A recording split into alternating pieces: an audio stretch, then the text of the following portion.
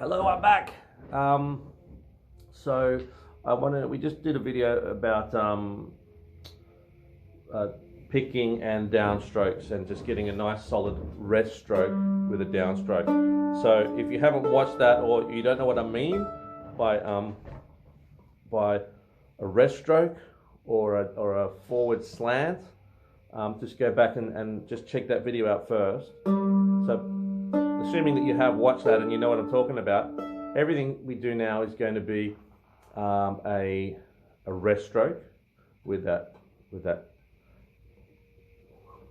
angle here and the forward offset. And we're going to focus on playing through both strings at the same time, so it doesn't sound like. Don't get upset, don't freak out if that's what it does sound like. We're just going to work on that.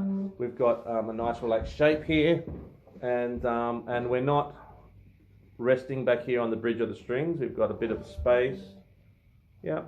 And the picking motion actually comes from the forearm. It's not coming from here, because this is a small muscle group that'll wear out quickly. It's not even coming from that, even though you might see people do that. In the long run, it's much more efficient if we learn this from the start. Rotation of the forearm, and it's not elbow. You'll see some people doing tremolo, and it's you know, they've got this really you know, like the window wipe, as I call it. It's not that. It's this. Here's a great thing to do. It's a great sort of. I'm really exaggerating the movement. I would never bring the pick up that far, but I'm just getting used to the idea of twisting a doorknob, right? Like not a lever, but an actual round doorknob. You know, that's how you open a door, and that's if you happen to be. I'm not a drummer, right? But my understanding is, you know, a snare drummer doing a roll. You know, that starts off as a big movement. And then as they get to the fast movement, or the fast roll, sorry, the movement gets smaller and smaller and really efficient. And it's this forearm thing happening, which, you know, the drums sticks out here. They're not like, they're not doing it out of tension. They're doing it out of relaxation and training this to be loose and relaxed and rotate from here. So for us, you know, we're not doing tremolo today. We're doing downstrokes, but the motion is from the forearm, even though it might look like the wrist, but the motion is the forearm, and the pick is going from, like, I'm on the string like this, I'm touching the string with my downward pick and slight forward orientation, but I'm going from here to here. I'm not doing this. I'm not going through in this big motion. It's just like that, down, down. So here, sorry.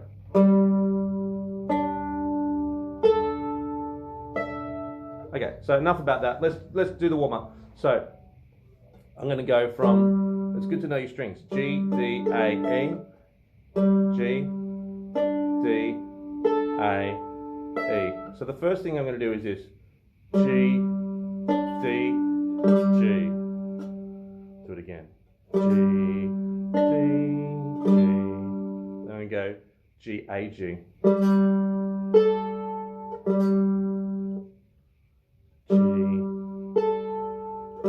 And I'm making sure that every one of these is a rest stroke, then G, E, G.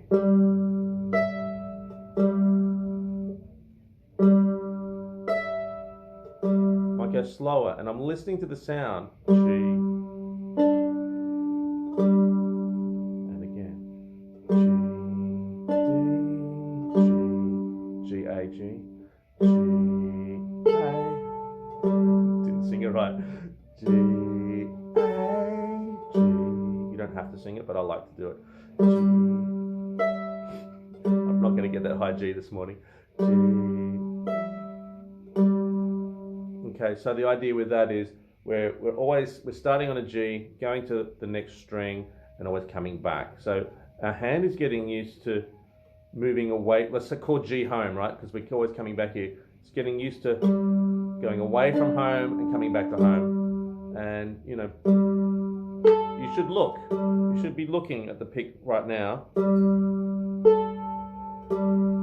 Right.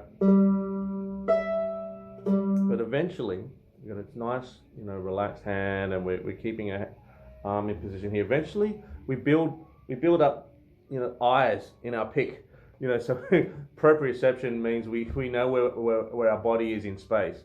So we're building up that feeling of I know where home is. It's G, and I know what it feels like to reach out to E.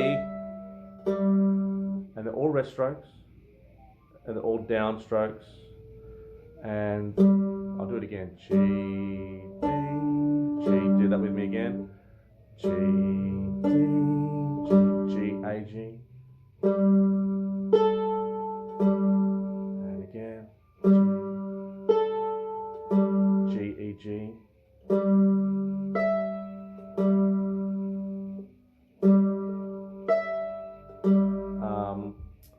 Eventually, your picking hand will get used to finding that string that you're after without having to look, because you might be looking at your left hand, or you might be looking at a chart, you might be reading the music, or you might be looking at, you know, some cute person in the audience, or what you you might not be looking at your right hand. Hopefully we're not looking at our right hand for too long. You know, we get this set up so it can find its way.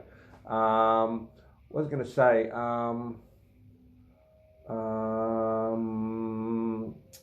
So there's lots we can do with this, but I would say for now, let's just do this leapfrog that I call it, or if you're talking about classical music, it's a pedal tone, where you've got one note happening all the time. Now, so we were going G, D. I was going to say, I remembered, it's good to say the names of the strings. Program this in by repeating it, not just by thinking I'm going G, D, G, but by saying it out loud or saying it in your head, but by identifying the string that you're on.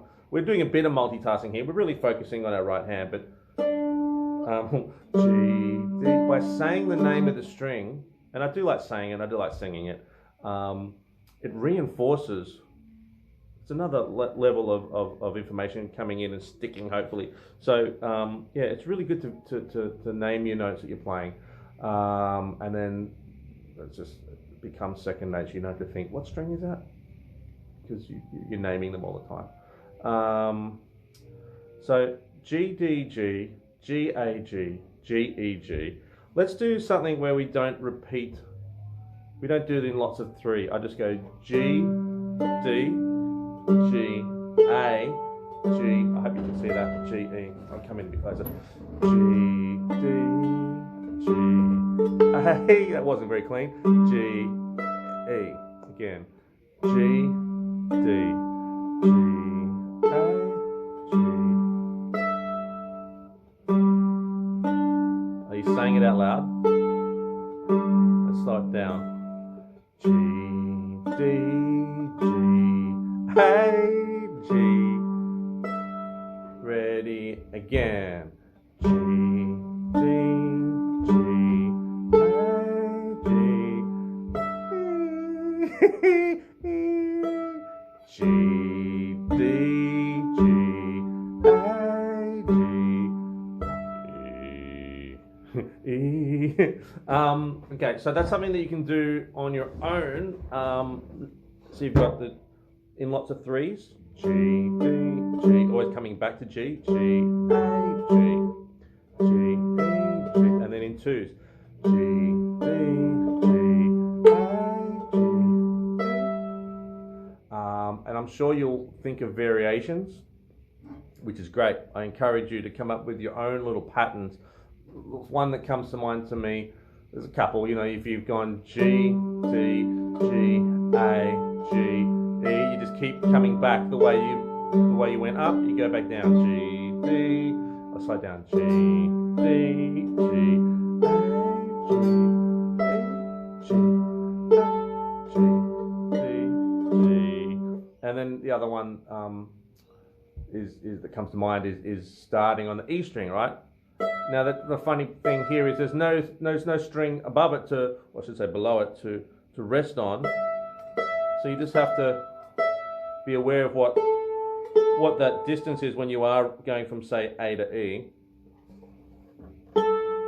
and replicating that here and sort of stopping yourself. So there's nothing to stop you, so you've got to control that movement. We don't want to end up out there when we do our E string. We just go, you know, the same distance as it is from the A to the E string. We just imagine that stopping point, we stop here. Efficiency is being relaxed.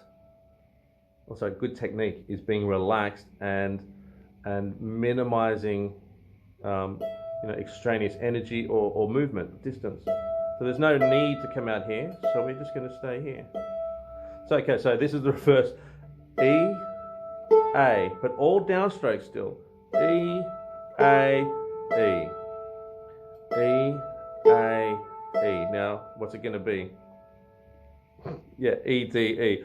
E, D, E. E, D. And what's the last one going to be? What is that? E, G, E. Well done. E, G. I don't know how you put up with me. Okay, so there's lots you can do with that. This is 11 minutes, so I'm going to stop it. But these are good things to think about just while we're getting used to holding the pick. Maybe you already play with the pick, but maybe you haven't thought about it like in this way. Relax. Everything's relaxed. Maybe write that somewhere on a piece of paper or on your music stand or somewhere, wherever you're playing, wherever you're practicing, just write somewhere, relax. And that's this, right? But it's also this. You know, we want to be relaxed. It's also how we sit. Sometimes you'll find that, you know, your foot's wrapped around your chair and you're not even aware that, you know, you're holding tension in your foot. So if you notice it, just breathe in and sit nice and comfortably, but without, just look for those little bits of tension because it will come out in your playing. I've had it over the years, you know, like, why is my neck so sore? Or why are my fingers so sore? Really, it's my fingers. Tension for me comes out in my hands. And quite often it's because my neck has been like this. I've been practicing, you know, and over, you know, half an hour, you're like, oh, geez, that's not so great. And my fingers are sore. So relax. Write it down somewhere on your stand. Okay, hope this helps. Let me know if there's something that you'd like to talk about a bit more. And yeah, thanks for watching and thanks for playing mandolin. We need more of us out there. Okay, bye.